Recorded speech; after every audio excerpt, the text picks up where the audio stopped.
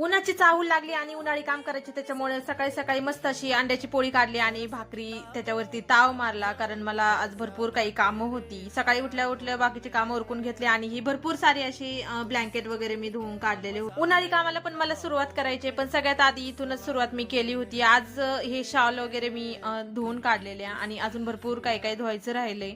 तर छान असं ऊन पडलं होतं, त्याच्यामुळे इथूनच मी सुरुवात केलेली. हे काम होतंय नाही कुठे, लगेचच माझं दुसरं काम सुरू झालं. गहू आणलेले होते घरून, तर ते मला व्यवस्थित करून ठेवायचे होते. एवढे सारे गहू होते, ते एकदमच मी क्लीन करून ठेवणार होते. सारखं सारखं करायला ते मला काही आवडत नाही. जेवढं असतं तेवढं मी एकदमच व्यवस्थित करून ठेवत असते शक्यतो.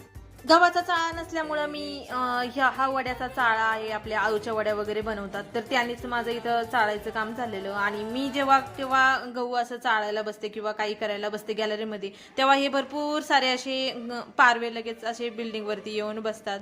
कारण मी जेव्हा केव्हा दळण करते किंवा काही करत असते, तर जे बारीक सारीक उरलेलं असतं तर ते यांना खायला देत असते. त्याच्यामुळे मी जेव्हा हे काम करायला घेते त्यावेळेस भरपूर सारे असे पारवे येऊन बसतात तिथे.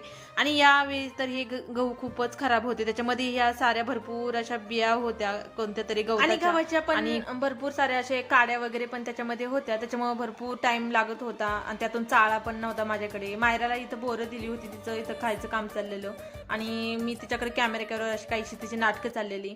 एवढं आज काही दळण करणं मला पॉसिबलच नव्हतं हे सगळं पाहून, कारण भरपूर सारे असे त्याच्यामध्ये बिया वगैरे होत्या. आणि आजचा पूर्ण दिवस माझा हे गव्हाचं दळण करण्यातच जाणार होता. एवढं साऱ्या गोष्टी पाहून ते काही एका दिवसात पॉसिबलच नव्हतं सगळं काही करणं.